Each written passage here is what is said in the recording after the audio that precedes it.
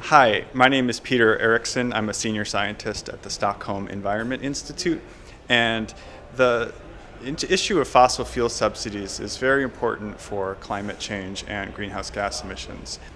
The reason is that fossil fuel subsidies come in many forms, and they really make a big difference in whether new oil and gas projects go ahead or don't go ahead. In other words, whether the investment will proceed.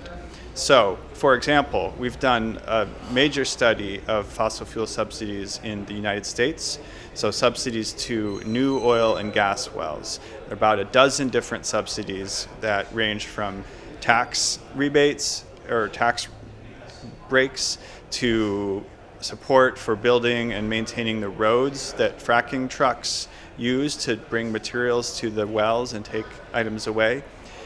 In any case, all of those subsidies together bump project returns by about 10%, 10 percentage point extra financial return, and that is enough to basically make half of all new oil and gas projects in the US depend on subsidies. In other words, half of them wouldn't go forward if it weren't for subsidies.